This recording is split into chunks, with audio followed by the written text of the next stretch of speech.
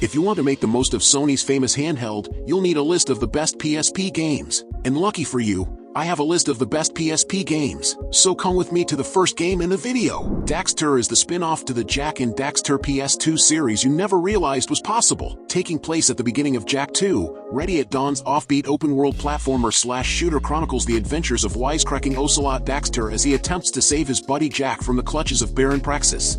If you've never played a Jak and Daxter game before, shame on you, then that sentence might as well be gibberish to your ears, making this an experience catered to franchise fans above all else. Still, the visual and gameplay fidelity of Daxter on such a teensy, portable console was mega impressive at the time, and the title still holds up today as a big, premium action adventure with a tonally consistent story deserving of the Jak and Daxter branding. There's action, drama, laughs, boss fights, LAN multiplayer, mini-games, collectibles and much more to be enjoyed in Daxter, making it an absolute must-play for the PSP enthusiast.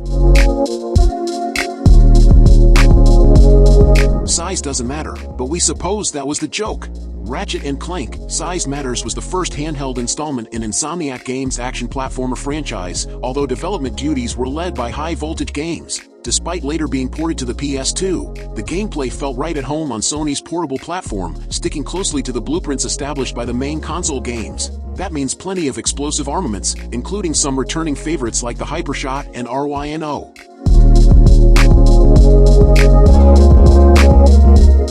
Spider-Man has always been a great choice for superhero video game adaptations, and it doesn't get much better than sitting down with your PSP and enjoying Spider-Man 2. It has web shooting, crime solving, and everything in between. While it may be an older title compared to some of the more recent Spider-Man games, Spider-Man 2 still holds up, showing a large map full of exploration, plenty of missions, and a story that is classic superhero good versus evil. Plus, you have Bruce Campbell narrating the whole game, so you can't go wrong.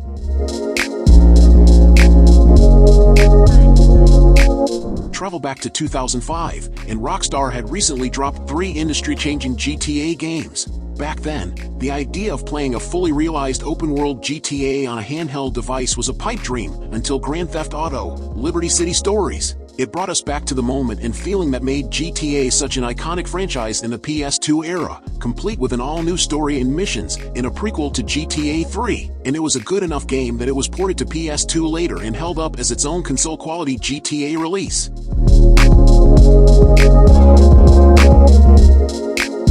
Ready at Dawn and SCE Santa Monica Studio captured Zeus lightning in a bottle when they crammed the God of War series into Sony's handheld. God of War: Chains of Olympus was an impressive achievement, but Ghost of Sparta surpassed it with an adventure that is slick and gorgeous. Following Kratos' search for his brother Deimos, Ghost of Sparta is essential for followers of the series canon. And while it doesn't rise to the same scale as its console siblings, it comes damn close while showing off a few new moves along the way. By the time you plumb the depths of Atlantis, swim the River of Lament, and tear a swath through the Domain of Death, you'll feel as if you've survived an authentic Greek myth.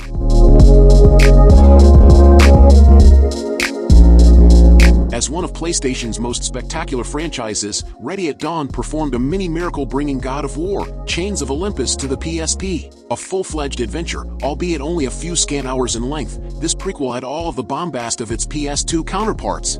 It also explored a softer side of Kratos, examining his relationship with deceased daughter Calliope. It was eventually bettered by handheld successor God of War: Ghost of Sparta, but the original will always be special for the sheer spectacle of bringing Olympus to Sony's portable machine.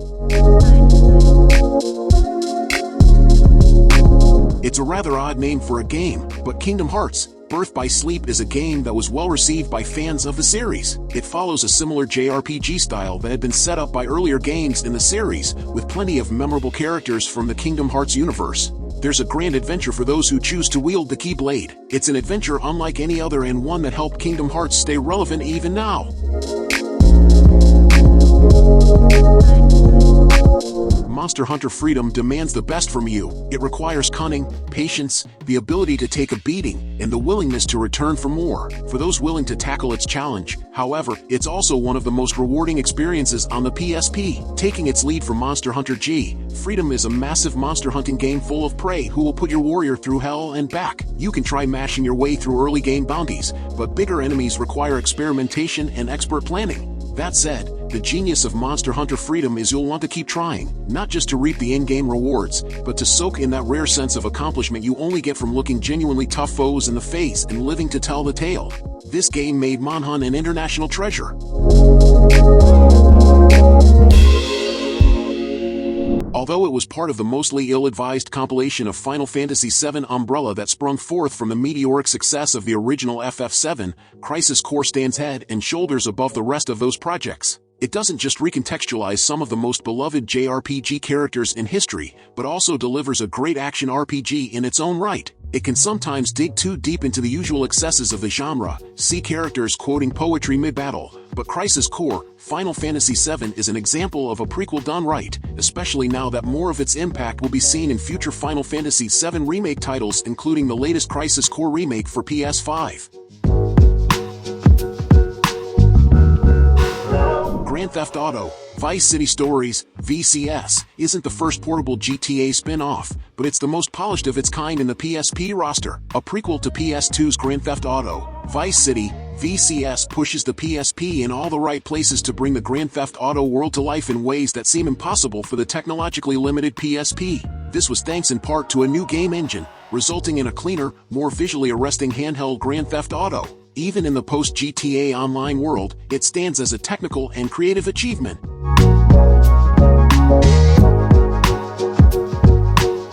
While it dropped on multiple consoles, the PSP version of Tomb Raider Anniversary was not to be overlooked. It was a fun look back to the history of the Tomb Raider series with its side-scrolling platformer style of gameplay. Lara Croft is on the hunt for Atlantis, and like all of her journeys, it's not going to be easy. There's a reason Tomb Raider has survived as a series for decades now. Combine a fun style with an interesting plot and a memorable protagonist, and you have something people will enjoy. After Angel of Darkness failed to impress, Tomb Raider Legend put things back on track. A reimagined Lara Croft starred in this fresh take on the series. The game takes you on an epic journey as our heroine searches for the mythical sword Excalibur. While it's impressive the title was ported to PSP, Sony's handheld struggles to run it, with various technical problems holding it back. A great game, but this is perhaps not the best version. What you do in this bizarre, PSP-exclusive series is hard to describe without using the word Patapon itself. It's a game that marches to the beat of its own drum, borrowing notes of the rhythm game genre to compose a unique tune all its own. It's like Lemmings meets Elite Beat Agents, or Loco Roco meets Donkey Konga. See? Hard. With Patapon 3, the developer pyramid perfects its formula. Once again, the game challenges you to lead an army of Patapons to victory against the 7 evil archfiends by tapping out drum beats to control their actions. The controls are more intuitive, the visuals are more varied, and the multiplayer adds a whole new dimension to the Patapon's quest. It's a sequel that layers improvements on top of nearly every aspect of the game without missing a beat.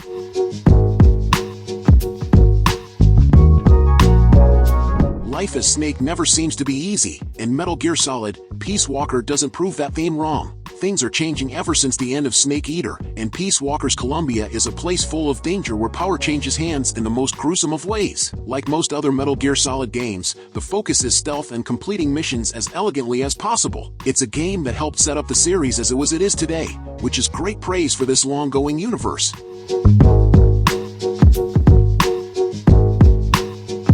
While not the first Metal Gear Solid game on the PSP, the 2 Metal Gear Acid titles preceded it. Metal Gear Solid Portable Ops adopted a more traditional action format, inspired by the control scheme in the Subsistence edition of Metal Gear Solid 3, Snake Eater. The big twist was the Comrade system, allowing you to recruit team members and specialists for a variety of circumstances, and then toggle between them out on the field. This concept would later be developed by subsequent sequels like Metal Gear Solid Peace Walker, a standalone expansion, Metal Gear Solid Portable Ops Plus, released a year later.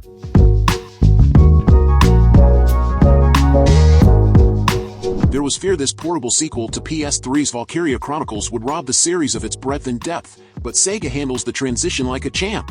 Valkyria Chronicles 2 picks up Avon Hardin's story without missing a step, setting you on a path through the Lanceal Royal Military Academy that will see you navigating conflicts both on and off the battlefield that feel just as complex and satisfying as before. After spending countless hours managing troops, customizing vehicles, and perfecting your strategy in the war for Gallia, it'll become clear that this handheld Valkyria Chronicles entry can hold its own.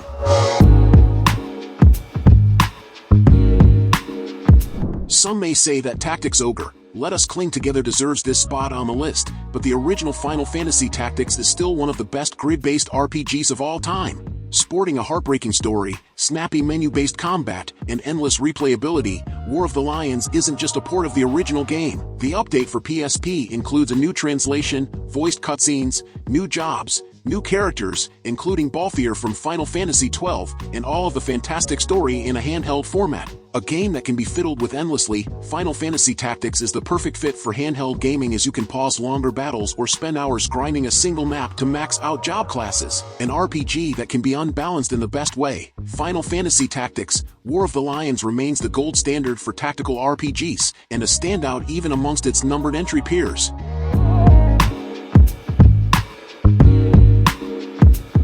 The PSP became a great destination for RPGs, and that trend continued with the release of Square Enix's Final Fantasy IV, the complete collection, packaging together the original game and its follow-up adventure. This is the ideal way to experience the whole saga. The retro JRPG might be showing its age, but it remains an excellent entry in this storied series, and the extra content is the cherry on top, although not as essential as the main event.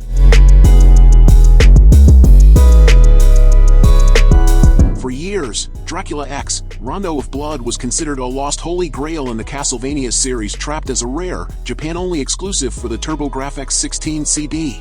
Then came Castlevania, the Dracula X Chronicles, packaging not just this 2.5D remake of Rondo, but the original and an updated version of PlayStation 1's legendary Symphony of the Night. The whole package is a blood-stamped love letter to fans, loaded with weird characters and a shiny new boss mode. To this day, it remains one of the best games in the series.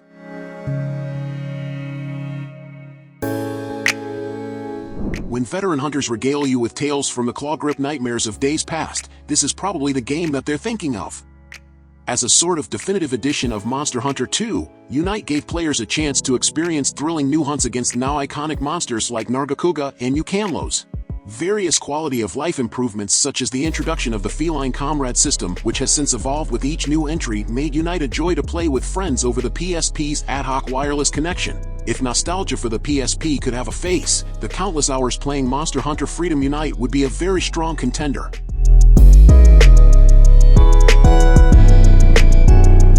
Forgetting the fact this compilation offers two games in one, Power Stone and Power Stone 2. Power Stone made 3D multiplayer brawling cool long before those fancy PlayStation All-Stars came onto the scene. The game delivers a whole stack of playable combatants, all of whom light up the arenas with slick, explosive action. The decision to bring the formerly Dreamcast-exclusive Power Stone series to Sony's PSP was an inspired choice, not just because the handheld was an ideal venue for quick, pick-up-and-play arcade action, but because it demonstrated how the PSP could give lesser-known series a second chance.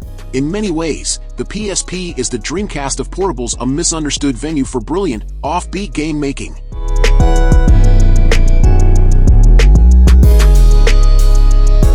Bend Studio was, along with Zipper Interactive, the master of the PSP third-person shooter. While the handheld didn't naturally lend itself to such action-packed games, it lacked a second analog stick to start with. Syphon Filter, Dark Mirror was enormously entertaining, and a return to form for a franchise which had gone a little off-kilter with the experimental PS2 exclusive Syphon Filter, the Omega Strain. A globetrotting escapade, taking you all around the world, from Peru to Finland. Dark Mirror also featured innovative 8-player multiplayer modes, including the fantastically fun Rogue Agent, where players compete to become and kill the titular super agent in a deathmatch-style alternative.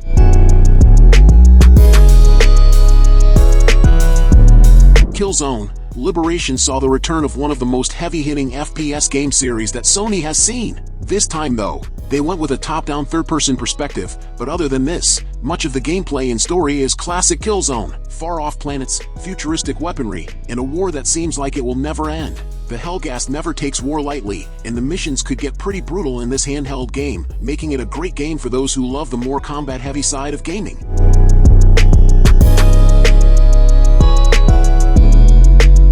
Gran Turismo PSP is a title that had no business looking and playing as good as it did on the PSP. Polyphony Digital barely took its foot off the pedal when creating an exclusive GT experience for Sony's portable, and the result is a standalone title that purrs. No doubt, GT is great to look at, but it also packs a lot under its hood. With over 800 cars, 35 tracks, and 60 frames per second of raw racing performance, it makes up for its lack of a traditional career mode or some of the deeper customization you'll find elsewhere in the series. Plus, GT PSP's ad hoc vehicle sharing and one-off multiplayer races are a nice touch.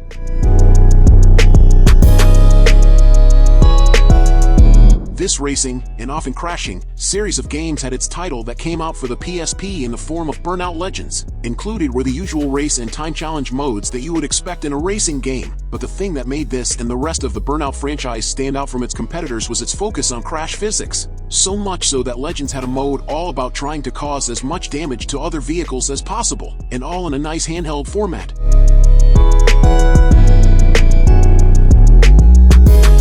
The first Dissidia of Final Fantasy may have turned the fan service up, but this sequel cranks its love for FF to 11. 012, it cranks it up to duodecim. Designed as a prequel to the first Dissidia, Dissidia 012 mixes standard JRPG mechanics with flashy, high-octane one-on-one fighting game mechanics. It also tweaks a few balance issues from the first game and brings 9 new FF characters into the fold. This is explicitly an FF fan's delight, but there's plenty for newcomers to cling to in Dissidia 012 Final Fantasy thanks to its theatrical antics.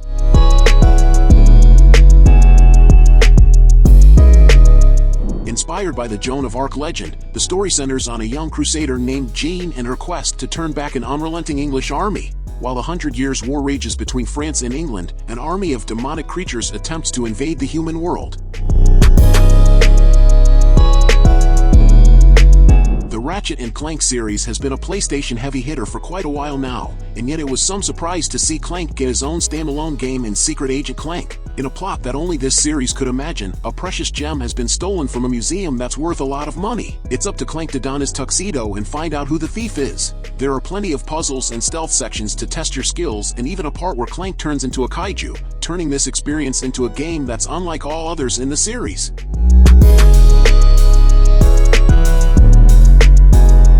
On a platform loaded with great RPGs, Persona 3 Portable is arguably the best.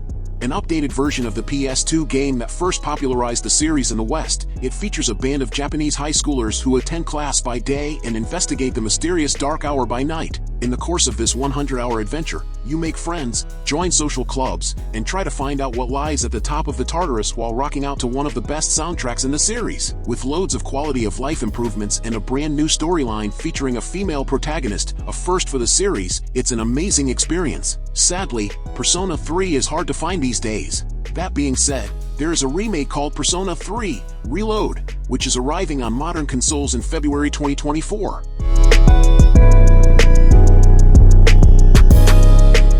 So, did you like the games I recommended? So leave your like, subscribe to the channel to follow me, and activate the bell because I post a lot of videos on this channel and you can't miss it. I would like to remind you that in the description we have a list of different products that can make your gaming experience much better. If you want to buy, the link will be in the description. Anyway, thank you very much for following me this far, and until next time, bye.